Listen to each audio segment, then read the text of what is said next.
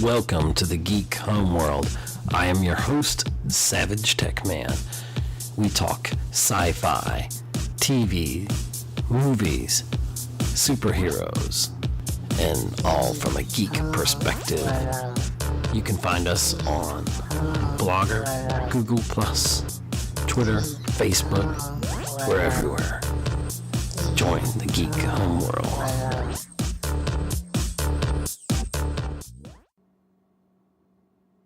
Welcome again to another exciting episode of the Geek Homeworld. This is Ed, aka SavageTechman, and I'm joined with a friend of the podcast, Richard Patrick. Welcome. Hey, thanks for having me on, Ed. All right, there's that $100 I owe you. No. We're going to be talking quickly here about the amazing Avengers Infinity War teaser trailer that dropped the other day. Mind-boggling. We've been waiting on this thing. There's been some leaked versions of it out there floating around in the multisphere. And we're also on this episode going to do a Marvel versus DC discussion. So to start it off, we're going to have Richard here go through the basic parts of the trailer, and we're going to do a little bit of discussion on that. Then we'll move into our Marvel versus DC pros and cons. So you want to kick us off, Rich? All right. So yeah, when the trailer opens up, right off the bat, we're hearing the different characters say the lines from the speech that Nick Fury initially talked about in the first Avengers movie, how, we had an idea to, a group of different people come together. I really like that because, it shows unity, and it shows that at this point in the game, the guys, they're coming together. And the fact that they did it and the different characters did it in their voices, that Nick Fury's speech really brings this 10 years between Infinity War and whatever Avengers 4 is going to be called. Right. It's bringing it together. It's bringing it home. And it feels, since I've been podcasting, something I've been waiting on. We've all been waiting on. And ever since I, got into superheroes as a kid and, wanting to, they'll never put them together on a big screen. And then you get to the first Avengers and it's like, And honestly, I was more probably of a DC Justice League kind of person when I was younger to an extent. And then there were things like Iron Man was not a big member of the community, and Robert Downey Jr. owns that part as Tony Stark. There can't be another one that'll do it like him. He literally is, in real life, I think, Tony Stark. And for me, Avengers, I didn't care as much about. I did, but as seeing them on the big screen, seeing them, Marvel has it. Continuing with the trailer, we see that Earth. We think that it's planet Earth. I'm thinking that it is, and it's just everything's just going not the right way. I feel like maybe it reminds me of Man of Steel or whatever, like when they're trying to shape the planet, the world engine, world engine, how it's changing the atmosphere and all that. Yes, I think that's planet Earth. I don't think that's another planet. Okay. And then moving right along, we see Tony, and he looks sad about something. I don't know. I think maybe his 401k is taking a bite. That's what I'm assuming. In the face of Armageddon, I'm pretty sure that it's gonna affect it in some way. Yeah. I don't care how rich you are. But it looks like his hand. We thought like his hand looked burned or something. Yeah, it looked like his left hand was burned, or he was holding someone else's hand. But I kind of agree with you. I think it was his hand. So maybe he got burned somehow, quite literally, or I don't know, or it's just a little smut from a fire or something on him. We don't know. Yeah, and then in the background you see stuff looks like rocks or something forming around him. Maybe again talking about the terraforming. Maybe could be the portal gate or whatever trick Thanos has up his sleeve. Yeah, I'm sure, or up his gauntlet. Well, yeah, because he's not really wearing sleeves, and this one he's like, a warm planet. Rocking a nice armor tank top or whatever. I don't know. Well, he was just hanging out with Darkseid on Apocalypse, so they're buddies. And no. And then we see Bruce Banner laying in a crater. Yeah, looking very stunned. And we see Doctor Strange there with Wong. It looks like there's a hole in the roof, and the size of the hole that he's in looks like maybe he fell to Earth or something. Maybe at the end of Thor, when we see that ship, which we're assuming is Thanos' ship, maybe Thor and the Guardians have a interaction, a fight or something, and Thanos just throws them across the universe or whatever, or they portal out and maybe they crash land, or maybe he knocks Thor. That would be so awesome if he knocks Thor across the galaxy or something crazy. I would lose my mind. Just imagine a Hulk meteor coming towards Earth. Yeah, World War Hulk. Oh man. And so then we see a little romance, blooming between Doctor Strange and the Hulk. Oh no, not between them. Between Doctor Strange After Dark. Sorry. No, between Vision and Scarlet Witch, and it's even at this point in the trailer, Vision is saying the line, "We could be something more." And you see him looking like he's in a human form, whether he's imitating that or he's with that life stone, if he is mutated or whatever word I'm looking for. I guess you can't say mutants. Evolved. Evolved to that. I don't know. But it's interesting. That's the great thing about this, speculating. It's all speculation. Speculations. And then after that, we see Banner. We see Doctor Strange, we see Wong, and we see Tony Stark standing at the foot of stairs in Doctor Strange. I'm not sure what to call this, the New York Sanctum. Possibly. Yeah. You can see in the staircase behind them, there's a hole. So I think that's where Hulk came from. Yeah, I think this guy. I think that's where they found him. Oh my Lord, it's raining Hulks. It's raining Hulks out here, y'all. It's hard being green. It ain't easy being green all through the sky and oh God, wouldn't that be a great Avengers if the Muppets came in too? It's all a Muppet caper.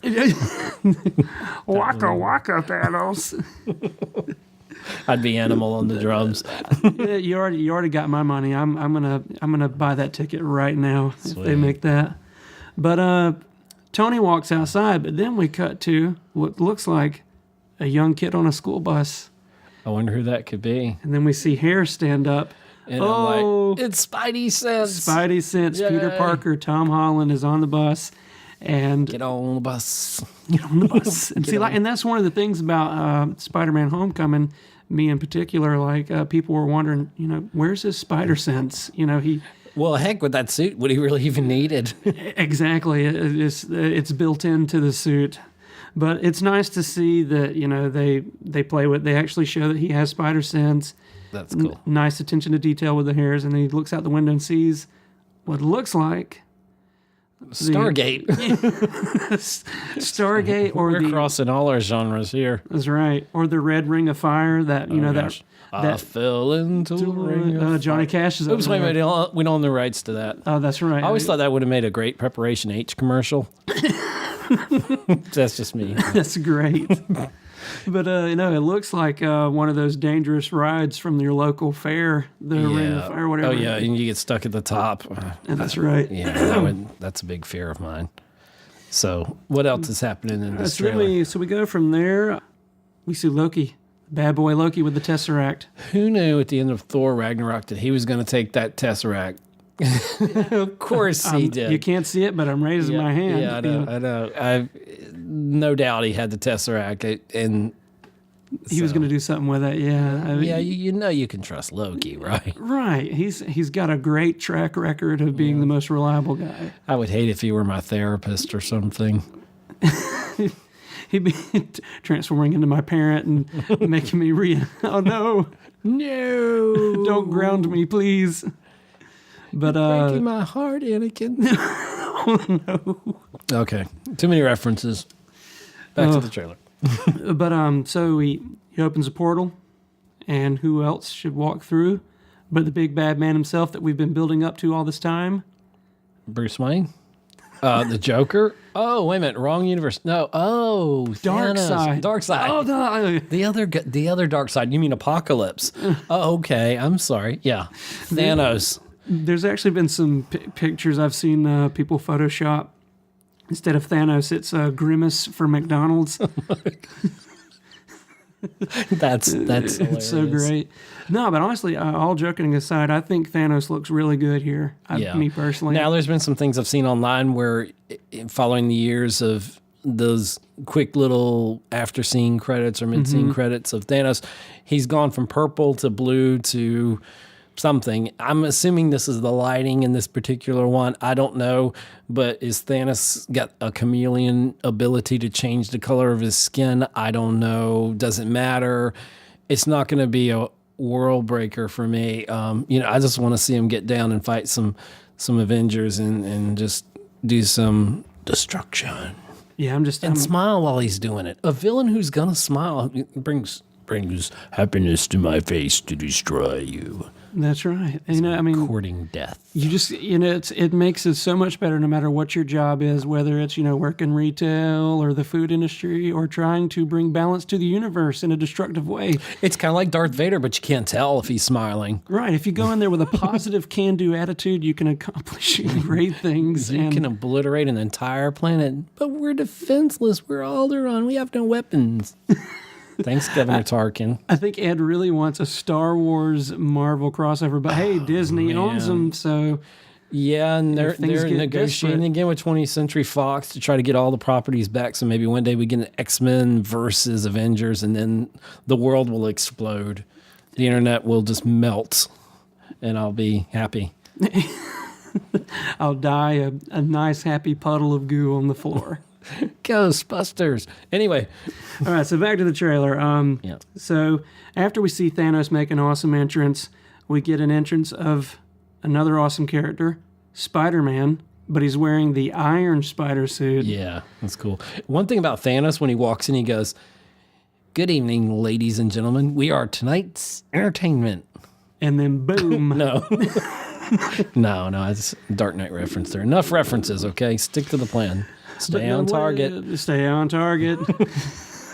Sorry. But so what do you think about the Spider-Man suit? I mean, we got a tease of it in Spider-Man Homecoming. Freaking awesome. I want one. It'd probably go straight to death kill mode or whatever. I'd accidentally shoot poodles or something by mistake. I would need something a little, loose fitting. So I would definitely. Well, you saw when you put the Spider-Man costume on, it pretty much conforms to at least that version of it. Yeah, right. Now the Iron Spider, there's so many awesome things he can do. He's basically Iron Man with spider abilities and such. So yeah, I am so psyched to see the Iron Spider suit in action and what Peter can really do. And I think he's growing as a superhero. We're going to see that in Homecoming 2 or whatever the name's going to be for the next Spider-Man follow-up movie. And so, yeah, I'm all Team Spidey on this one. Yeah, that's definitely a step up. You go from fighting Vulture to Thanos.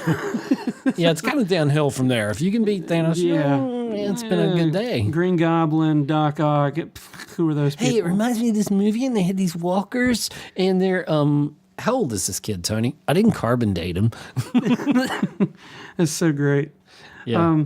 But then after that, the dialogue, I should mention Thanos is monologuing, but then it switches to dialogue from Black Panther saying that we need to evacuate the city, get prepared and get this man a shield. And I'm like, Coulson? No. Oh, he's dead. Or is he? Yeah, and then we see Captain America, which, if you follow the comics, and this may be spoiler, so spoiler alert in case you don't know this, but he's known as... Nomad. And see, I learned that today. I mean, I didn't... Yeah, I was telling you about Nomad a little bit.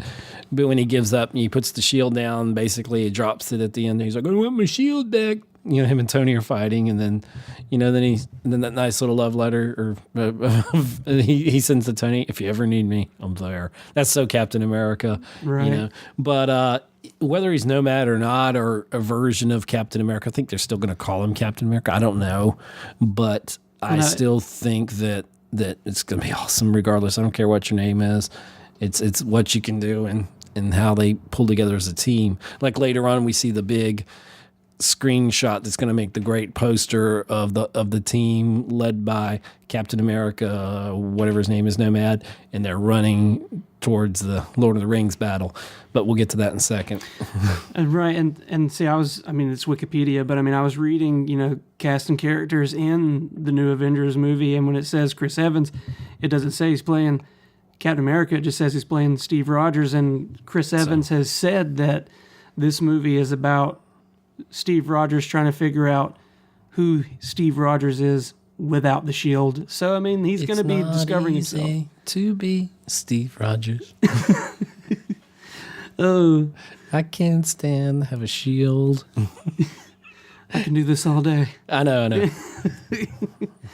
All right, so then after that, and so then we see Hulkbuster 2.0, or as Ed likes to call it, Thanos Buster. Yeah, Who you gonna call? like that. Thanos Buster. I bet you at Walmart you'll see that. You'll see the toys with it'll say Thanos. I'm not Buster. looking at the action figures because I don't want to spoil anything for myself. I'm trying to stay at arm's length for the movie, just like Last Jedi. And that's another. I'm not even going to say that. Trailers and toys, Ed. You gotta stay away from them. Yeah, that's a country song. I got trailers and toys. Or I got toys in my trailer. I don't know. Someone out there, you can. It's all part of the plan to get these songs made. to get them made. To get our music career jump started, Ed. There you go. It's dead.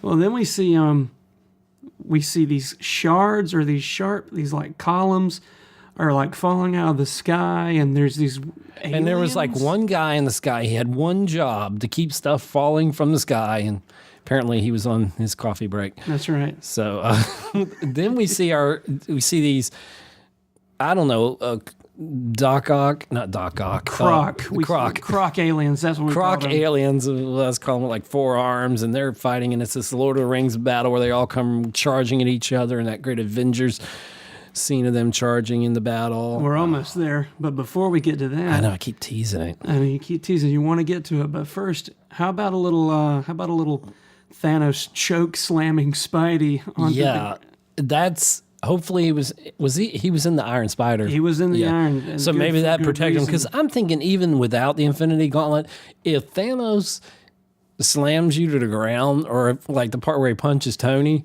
I got to think, your atoms would just like obliterate or something. Yeah, right. Or it'd take a while coming back from that. I don't know if your HMO or whatever would cover something like that. So.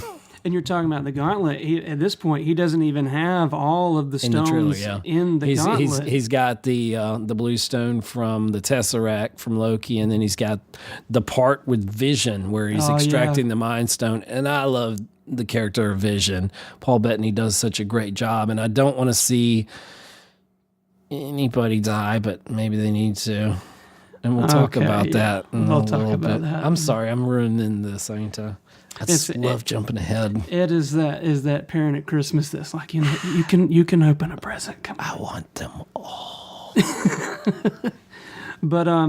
But yeah, so yeah, it does show Vision getting his stone removed from his head. I don't think that's really a spoiler. He's getting unstoned. Yeah, he's coming down from his high, and that's really good. That's progressive. And then after that we have the big Lord of the Rings battle moment, and then now you can talk about it. The big money shot. Which money shot? They're all lined up running. Oh yeah. Oh, sorry. We're talking the one you've been trying to sell so hard, man. Yeah, I've got a $1.25 for that. No, I'm just joking. Yeah, you see him in the slow motion, and Steve Rogers, whatever your name is in this movie, is leading them. You've got Falcon flying in. It's just one of those great Marvel moments. Looks like Rhodey. War Machine. War Machine. There you go. Yeah, War Machine's in there. Falcon's in there. Black Widow, Black Panther, and his warrior.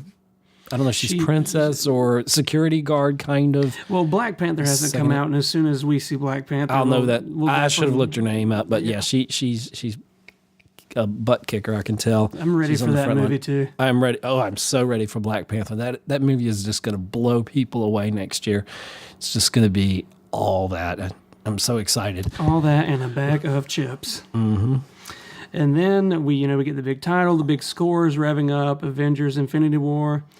And then we see Thor. He's got the eye patch from Thor Ragnarok. If you saw that, you know that Right. he's trying to be Odin. Right.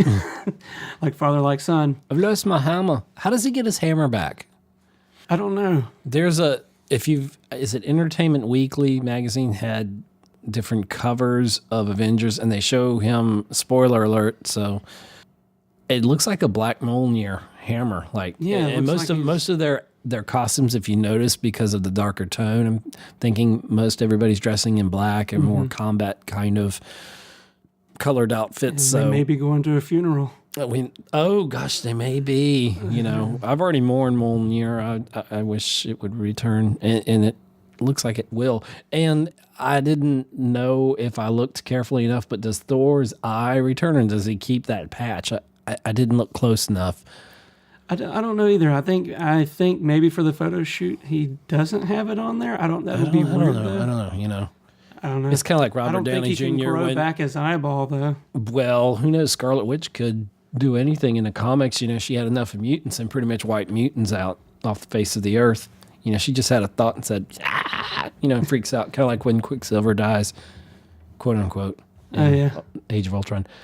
All right, so what else we got for the trailer? Thor is standing there, and he politely asks, "Who the hell are you guys?" And we see my boys. Yeah, and the Guardians I don't of the remember Galaxy. Peter Quill having a mustache, but okay, he's rocking the stash. He's He's doing the Tom Selleck there. I guess we're caught up to that. I don't know. I know who Tom Selleck is. It's Okay. He was in Top Gun, right? Oh Lord, no, he wasn't. He was Magnum PI. I've heard. I thought he was in Tom. I thought he was Tom Cruise's mentor, the guy that he was talking to. No, maybe in a different reality I'm not aware of. You don't have to look it up. I don't. I want to look that. You want to look that up? It's killing me right now. All right, so I'm killing time. But I'm glad that he's not in there. I don't remember him being in Top Gun. Okay. Well, let us know at Geek Homeworld. Yeah, let us know. I could be completely Tom wrong. Selleck was in. I'll say 99.9% he was not in Top Gun, and I may eat those words, but I doubt it. But you know what? Peter Quill's mustache already looks better than Superman's. That wasn't there. That freak is still freaking me out, man. It's still freaking me out. Peter Quill's rocking that stash in ways that Clark Kent never can. But. Yeah, and Clark. Good luck with that Justice League thing. We also got a teenage Groot. He was baby Groot. That's right. Yeah, we got him at the end of Guardians 2, and so I'm interested to see what he's going to do. I know they're going to bring the fun to it, and that's the thing. Like Civil War. When I went into Civil War, I was like, oh my god. I know the comics, Captain America's going to die. This is going to be terrible. It's going to be the saddest Marvel movie ever. It's going to be so DC. And it wasn't, nobody died. No, people got severely injured, but nobody died. That's right. Yeah, because they extended their contracts. Anyway, so I think we're kind of done with our speculations on the trailer. Anything you want to add on that? Any thoughts? Just, I can't wait. It was a really well-made trailer. It did what it set out to do, and which was get people hyped. And apparently, a lot of people did get hyped because it's 59 million views. I think it says 59 million views on YouTube, but I've heard news saying that it's gotten over 230 something million views. Okay, 1 trillion. Okay, I agree with you. Pretty much, it's. Yeah. I think you said it's the most watched trailer. And that's what I saw the other day. Now, if they release another Last Jedi trailer, which we're not going to get another one, then that might exceed it. But anywho, let's move on to our Marvel versus DC discussion here. And we're going to kind of go through this at a little bit more rapid pace here. But we're talking about building the universes, Avengers versus Justice League.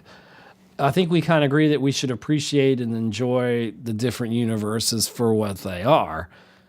But saying that, there are some pros and some cons. And we're going to kick it off with Marvel. You said, Rich, that Marvel, you think, gets a little jokey sometimes. That's right. Talking about building universes, I feel like this, with the Infinity War trailer, it's been a process of years leading up. It's been 10 years in the making ever since the first Iron Man, and we've had those individual superhero movies. We've had the team up movies. It's just been all culminating into this big experience that we're going to get next year. And so that's why we're talking about building these universes. How some do it better than others. And that's why I want to talk about, pros and cons of Marvel and DC. I hate it that fans feel like there's this line where you got to, trash one or the other. Well, let's look at the good and bad on both of them. It was like when I was growing up, you either were a Star Trek fan or a Star Wars fan. Now you can thank the maker, be both. And, And, but then it still comes up which one's better. Well, they're different. One, Star Wars is fantasy. Star Trek is almost reality in that sense, but there's another war at Geek Homeworld. So yeah, that's what we want to do is we want to look at the pros and cons of Marvel and DC because there are pros and cons for both sides. Yeah, and these are, and we started with the cons. We realized that we're like, oh my gosh, we were talking about DC first, and then, but originally when we were putting this together, and we started going negative, and then we're like cons, and we're like, we're talking about Marvel. We need some pros in here, but we started with the cons. Sometimes you don't feel that the stakes are really that high. Examples of that are right. Well, Marvel has a tendency, they will take a dramatic moment and they will undercut it with a joke that, you just didn't need. For example, in Doctor Strange, at the point in the film where he's getting ready for the big fight at the end, he's going to confront his enemies and he's in the restroom of the hospital getting ready and he pops his collar and the music's swelling and you're really getting behind this character and what he's overcome. And then the cape just smacks him in the lip, and I'm like, we've already had the cape comedy routine scene. We even had a scene where the cape beat up a person and probably killed him all by itself. Yeah, but I don't need you, Strange.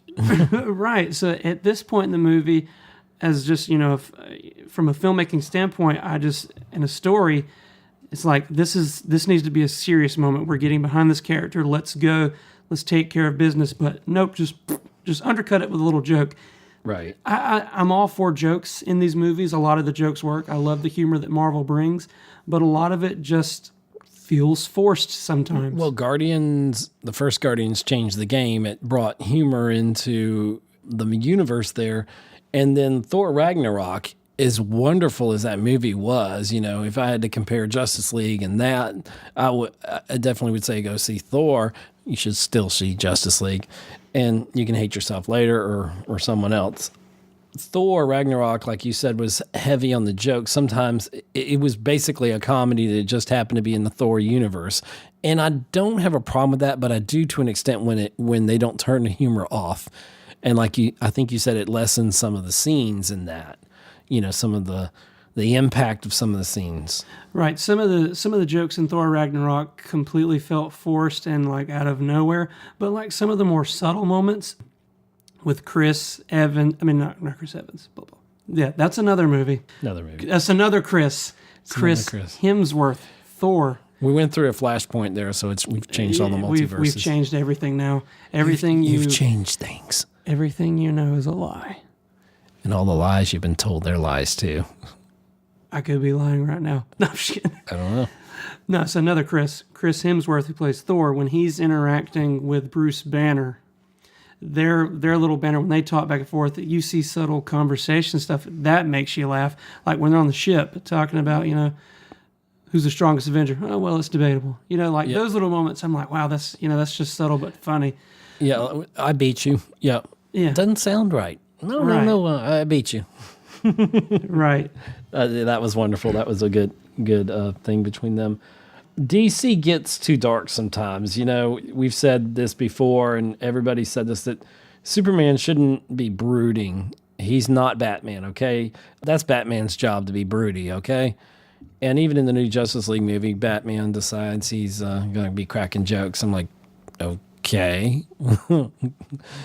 That's kind of a con there in that we think that DC gets a little bit too dark, Right. I mean, because where Marvel keeps it light. right. Well, see, it's like you said. I mean, Batman's a character that's meant to be dark and meant to be a little more serious. Superman is a character that is meant to be more uplifting and bright, and that's one of the things. Inspire people, yeah. And inspire people, right? So when you make Superman broody in a movie with Batman where he's broody, everybody's brooding, and it's just dark. It's just it's. So instead of us being negative Nancy's, no offense to anybody named Nancy, let's look at some pros of Marvel. We feel understand their characters, and their movies are more fun. Right. Fun's the key word. Even when it's dark, it's fun.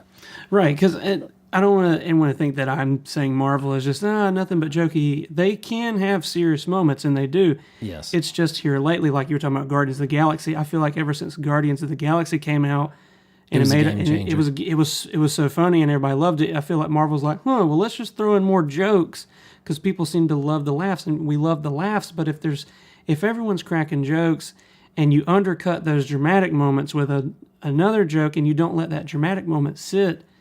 The audience isn't going to be able to feel the weight of the impending doom that's coming, know? And Thor, I think, struggled with that, like we talked about. It struggled with that, if anything. But it still worked. Right, but to get back to the pros of it, Marvel, when you go to a Marvel movie, you ultimately there's just a feeling you get. It's like when you drink a Coke. When you drink a Coke, you're getting a Coke. Right. And that's the biggest plus I can give about Marvel is you may say that their films are cookie cutter sometimes, but they have a consistent tone. They have a feeling. It's a Marvel movie, and you can tell that there's a bigger vision that we're building towards. And there's that more uplifting feeling that you get, something that, in the Christopher Reeve Superman and Wonder Woman DC did well, to give them credit, that moment, that heroic moment, the music rising, you feel a lot more of that generally in a Marvel movie. The stakes feel higher and all. It's just the humor, they got to balance it. Right. Because if they didn't have the humor, if Guardians didn't come along, then it'd be kind of stale. If we had another Thor movie like the second Thor movie, we'd end up, the third Ragnarok wouldn't have been what it is, as good as it was. So there's a delicate balance. So it's easy to talk pros and cons, but what are you going to do about it? What's our course correction on this? How would we fix it? So Marvel, we're going to start off with Marvel. Not every movie has to be filled with those forced funny moments, right? Right. For example, I've already mentioned the collar popping with Doctor Strange, and even at the beginning of Thor Ragnarok, him when the chain's slowly spinning, the first time they did the joke, I was like, okay, that's fine. But then they kept doing it, and I'm like, come on, guys, Thor is hanging in what looks like hell. There's this big dude on a throne, and you're cracking these one-liners. I mean, let's get to it. Yeah, show me some action. Show me what Thor can do, and they do. But another example of that is Drax in Guardians 2. Right. I just really think he overdid the jokes, and I'm sorry, I can't think of the character who had the tentacles coming out of her head or whatever. I can't think of her name.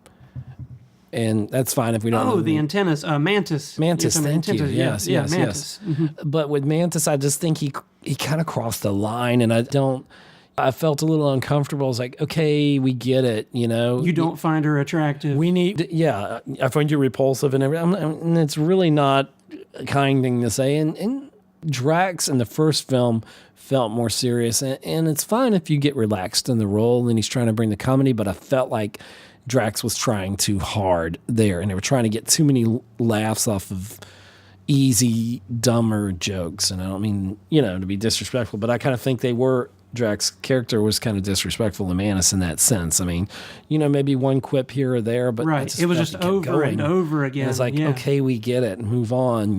Jump into the beast and start stabbing it, and that part was fun. In the beginning and other things. Yeah, because I loved Guardians too, and I'm like, I did this too. is coming from someone who like really loved it, and I like Drax's character, but I do agree with you. I mean, I feel like, because the part of Drax that's funny in the first movie is because he was so serious when he would deliver those straightforward lines like, nothing goes over my head, I would catch it. That's what makes his character funny. But and when now he has a sense of humor. In the second one, it's like they've turned him into nothing but the laughing, just laughing, and it's a funny laugh, and he's funny, but it's like that's Marvel laughing at. I can't believe we're getting away with this franchise.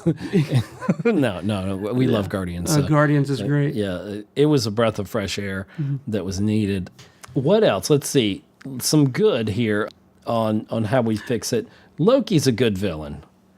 He wasn't really supposed to make it this far, but Tom Hiddleston has just owned that role so much that Loki has become he's had longevity in this Marvel universe. Right, but besides Loki, there's really, and everyone says this, but it's true. One of the flaws that Marvel has is their villains are not as strong or as memorable. Loki's very memorable. I couldn't even tell you the name of the villain from Thor: The Dark World. I know he was. I can't remember him either. He was a dark elf, but it's just kind of that falls into that cookie cutter idea of like we just. And that's why Ragnarok, where they just went with a comedic director and they shook it all up. They amped everything up. They basically put it through the Guardians formula, and I like it. It worked. It made Thor. That movie is just past 800 million at the international box office. Oh, really?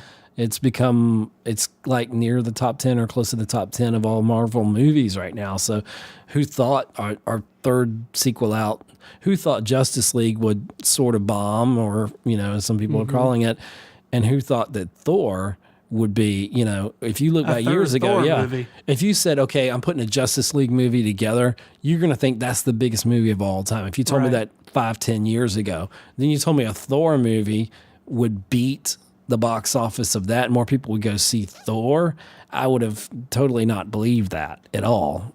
But yes, I feel like that their villains here lately are getting better. Like Vulture from Homecoming, I feel like Michael Keaton did a great job in that role. Spectacular job.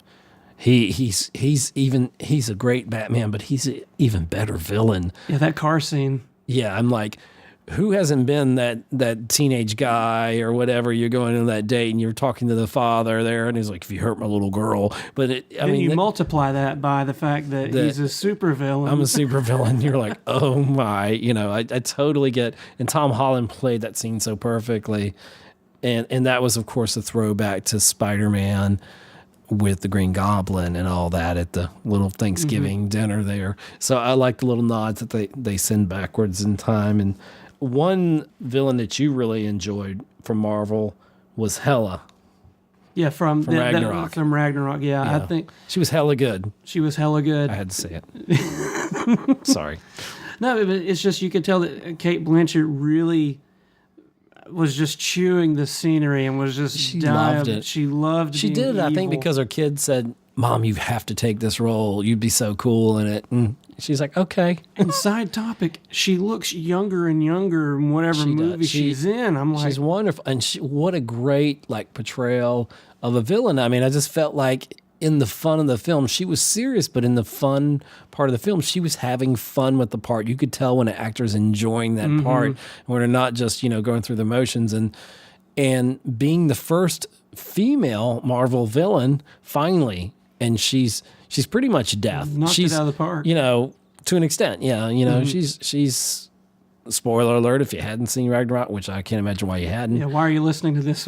Go watch Ragnarok. Come back and listen. But yeah, she's Thor's sister, and she's actually more powerful than stepbrother Loki and Thor himself. And so, yeah, like the WTF moment in Ragnarok when Mjolnir gets, I lost my hammer. I'm like, what? and Right. but I'm not going to keep talking about Thor, so let's keep rolling. But Hela, she was awesome. Now, bad. We call it the elf guy. We have in here the elf guy from Thor: Dark World, Right, which you said right, and so we've been bad. back and forth over all these villains, but and some of the weaker ones again were it was the Hornet guy from Ant-Man. I mean, he was just kind of a bland by the numbers villain, Right. And then you had a more controversial villain, the Mandarin from Iron Man 3. In ways, Ben Kingsley gave a great performance on both sides of that character, but what they did with the character outraged a lot of people, really ticked me off because I knew the Mandarin a little bit from the comics, and I wanted to see that Mandarin on screen. Right. I mean, like the way Ben Kingsley was being built up in that movie, I was like, okay, It was utterly terrifying. Yeah, the When guy you're was watching that, the menacing as stakes, hell. And I'm like, this is probably going to be one of their best films. Then you find out he's an actor portraying. Well, this. I wouldn't go in there for 20 minutes. And that part's funny, yeah. But then we go through the whole Extremis storyline, and that villain who ended up being the villain of Iron Man 3, I didn't believe him as the villain. I'm just like, what, really? Yeah. I just. So as a course correction thing for Marvel, I feel like that it's heading that way. Their villains have been kind of hit and miss, but it looks like here just in the past few movies I've watched that they're getting better. So I mean, But what do we feel about Zemo from Civil War? yeah, that's another one that I Kind of a plot device. just kind of a plot device that was just. Let's see Iron Man and Captain America fight. How do we do that? Right. And I get it. He was a guy that lost his family, in the Age of Ultron. I get that, and that's sad. But at the same time, it just wasn't. He had to. So many things had to fall into place for him to accomplish what he did, and it was just kind of. And you just didn't feel. I never felt his presence in the movie. Right. Like when And all I had to do was just say a few chants, and then Bucky's like, I'm a bad guy. Right. How many times are we going to go back and forth with that? Let's see. Marvel, Spider-Man Homecoming, Thor, Ragnarok, Black Panther, we talked about. The villains are definitely getting better. Right. And maybe with the caliber of actors, it's getting, better performances. But the storylines, story arcs for them are better. Like Vulture, the fact that kind of a dick move by Tony Stark or Stark Industries, his whole motivation is he's cleaning up after all these big messes, and then Stark Industries comes in and says, no, we got this. Yeah, we'll make money off of cleaning up our own messes. And so he... So you relate to the guy. Sense. Yeah, so you can identify with him on an everyday kind of working man's thing. If somebody came in and just took over your job and said, no, we're going to do it. Even if they have good intentions, it's still, not a good thing. Right. So you could see where the resentment, the seed of that. And so the next thing, this is something that we were kind of hitting at earlier. Right. Talking about, this is me personally. I know some stories you don't have to have this, but for me personally, since we've been having all these, heroes and everything, me personally, I feel like from a storytelling perspective, someone needs to die. And it needs to be permanent. Right. We need something super dramatic. At this point, it could be Captain America. I don't think they're going to kill off Chris Evans. I'll be sad if they do. Whoever dies, I'm going to be sad. Right. I don't want Vision to die. It makes sense if he does, but... If you remove the stone from him, I mean, is that going to shut him down, or is that going to just make him... Will he go back to Jarvis? Right. I don't know. Will he just be Paul Bettany? Yeah, I don't know. So we'll find out. I don't want him to die, but somebody does need to die, unfortunately, to really up the stakes for the second Infinity War or whatever, Avengers 4, movie. So it's got to be the biggest cliffhanger, and it's got to make you just go, oh my. Right. Yeah. Something here you put it simply. We're going to stop cracking jokes. We're going to start cracking skulls. Something's going to... Wow, I like that. I like that. And that brings a smile to my face. I can't do it. I can't do it, Thanos. Brings a smile to my my face. Yeah, I don't know. I can't do it. Hey, But DC now, we talk about DC, course correct. They just have to. I feel like they overcorrected after Dawn of Justice with Justice League, and I want to see the Snyder cut of this thing. I want the ultimate Snyder edition, the Richard Donner cut.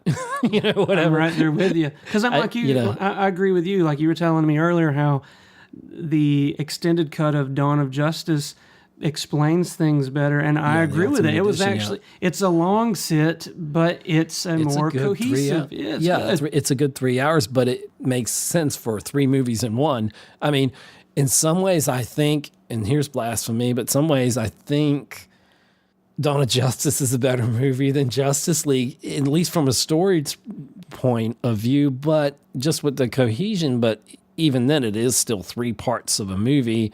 It's a lot to ingest. They could have made 3 separate movies and made them stellar.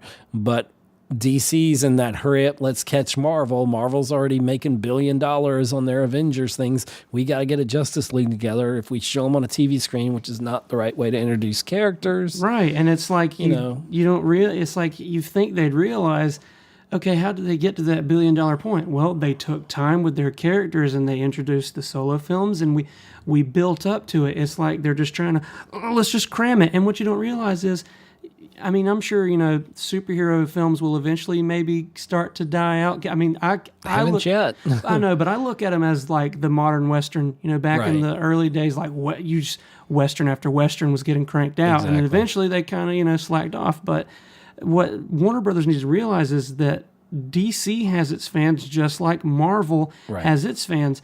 And even when Marvel's done, there's going to be those DC fans that want to see their heroes on the screen. Just like Iron Man is, he hasn't held together.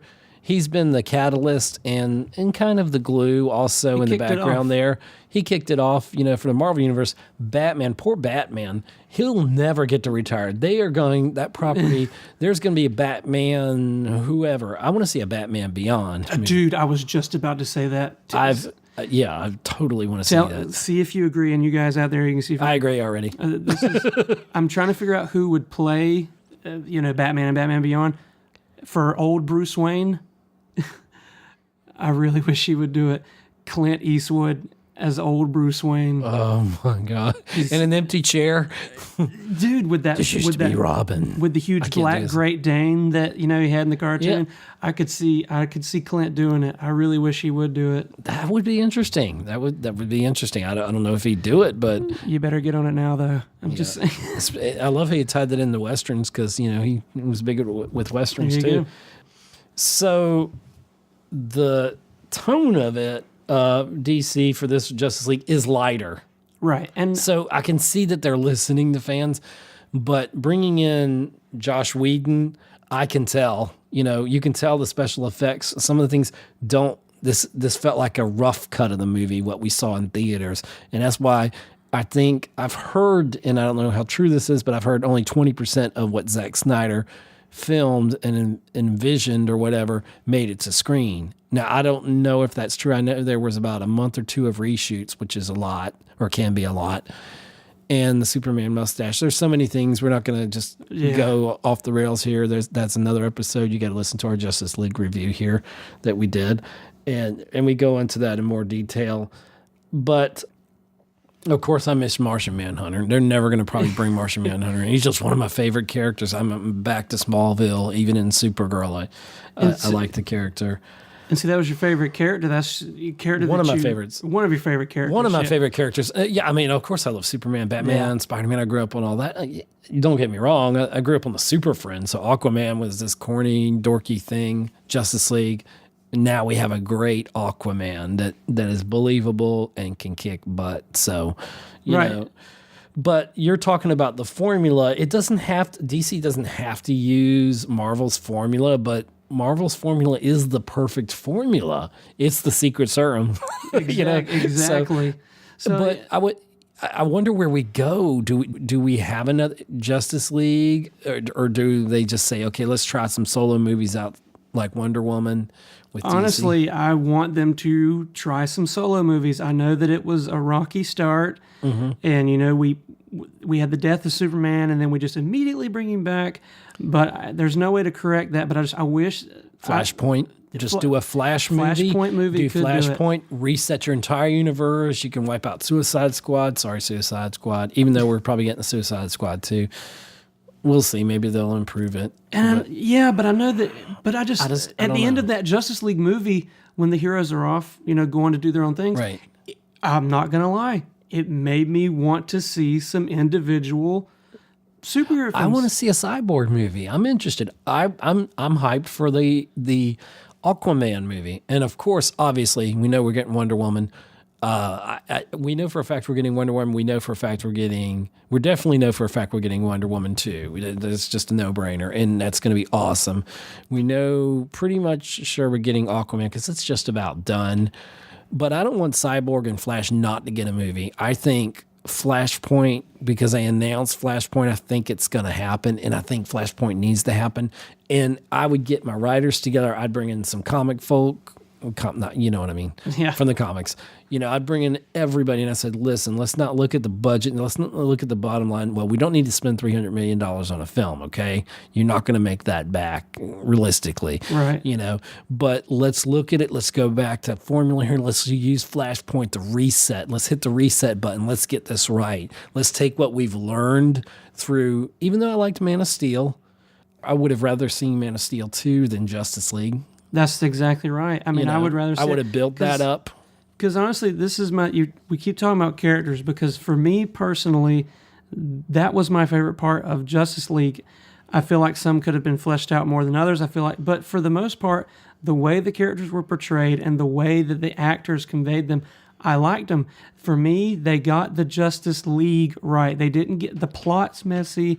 The villain was forgettable, and it could have been handled way much better than what it was. But for me, the League, the people that were playing those characters, I liked them, and I was entertained throughout the whole movie. I knew we weren't getting Darkseid, but I just wanted to see like a Thanos smile. Give me a Darkseid. Throw me a grimace. Throw me something. Just don't just say Darkseid, okay? That's like showing a screen with Flash and Aquaman and everybody on it. That's not the same, but at least we got that. Your main villain, your big villain isn't Steppenwolf, and he was kind of forgettable. And nothing against the actor. I mean, it's just the movie, and maybe in the extended cut we'll get to see, because the Snyder cut, originally there were going to be 2 Justice Leagues, okay? And then I think they were going to do the death of Superman with the black suit, which I would have loved to see that rampage, more destruction. He should have been the villain for the movie, because that scene where they fight Superman. And then you bring him back, that scene with that was great. But they left some things. Did you notice that when Clark goes into the Daily Planet, he takes his glasses off? Did you notice that?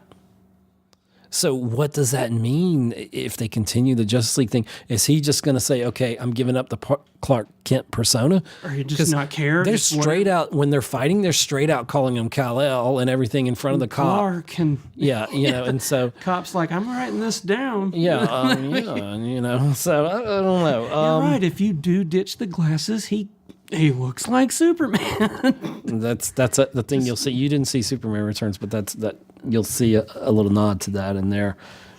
So I guess for course correction with DC, what it all boils down to is just like, figure out your characters. Focus on characters, not world building. The world will build itself if you focus on those characters. That's why Wonder Woman was so great, because we focused on this one character. We built her up, and we followed her through a story. Of course, I have a little bit of problem. Please explain in Wonder Woman 2 why she sat out Hitler in World War II. Yeah, I can't really help you there. They kind of talk about that a little bit in Justice League, and I was worried after the success of Wonder Woman how Wonder Woman would be betrayed, not betrayed, portrayed. Well, hopefully not betrayed, but portrayed in Justice League as she was going to be different because she was so bright there, and it was kind of darker, the whole thing. But I was happy the scene, the extended scene, like there where Wonder Woman and she's fighting off the bomb there, even though that scene didn't really matter much in the movie, it was still just so badass. And I love to see Gal Gadot. She's just been great in this role, and she's almost up there, and Superman deserves his own movie. It's time to give us a Man of Steel 2. I would go Man of Steel 2. I would do wait a minute. Okay, we're in DC. Okay, I would do a Flashpoint movie, and reset everything. I don't know. Well, I mean, and that's coming up talking about Ben Affleck, to me, did a great job as Batman. I love him as Batman, but apparently he wants to get out of the role. A Flashpoint movie would be a good way of resetting it so you could recast somebody. There is a talk and this rumor, but Negan, who played Thomas Wayne. Oh, yeah. And if he was the Batman he would be Thomas Wayne if you follow Flashpoint comics, Thomas Wayne becomes Batman. Right. Yeah. They could do that, but they're considering him possibly for Batman. That he could even have a bat and name it Lucille. Bring Lucille along. I'm all for it. Alfred, I need my bat. Oh my God, he is Batman. The Bat. Wow, you just blew my mind there. So, well, I think that's about all that that's about all I've got. And I know this is a little bit longer episode, but thank you so much. Thanks, Rich, for joining us. Yeah, thanks for having me on, man. I really appreciate it. And hopefully we'll hear from you some more. We've got some plans, hopefully in the future coming up, some things you can contribute to the podcast here. I'm like Superman, man. I'm going to come back from the dead. I'm going to keep coming back. Thank God he smiled and he cracked the jokes. Exactly. It's like Bruce is like, until Superman comes back, I have to crack the jokes. And then he got back, he stopped cracking the jokes. Exactly. That's my job. But when in doubt, Wonder Woman will just push you out the way. No. But thanks again. Please, everybody, check out our YouTube channel. We're working on getting some more content on there. I appreciate the new listeners. I'm trying to respond every time we get a comment there. We really appreciate your input. Please subscribe on YouTube. You can let us know what you think about this episode and any episode. Please check out our back catalog of nearly 79 episodes at the recording of this. So, and we've got some great fun stuff, a lot of different topics. So hit us up at Geek Homeworld. You can get us on iTunes and all that. And I never know how to end the podcast, so I'm just going to say goodbye. Arrivederci. That's how you say it. Yeah, I don't know. Goodbye. Goodbye. Thanks for listening to another episode of the Geek Homeworld podcast with your host, SavageTechman. You can find us on Libsyn, Google+, follow us on Twitter, like us on Facebook, listen to us on iTunes, see us on YouTube, be part of our Mixler chats. Thank you. See you again on the Geek Homeworld podcast.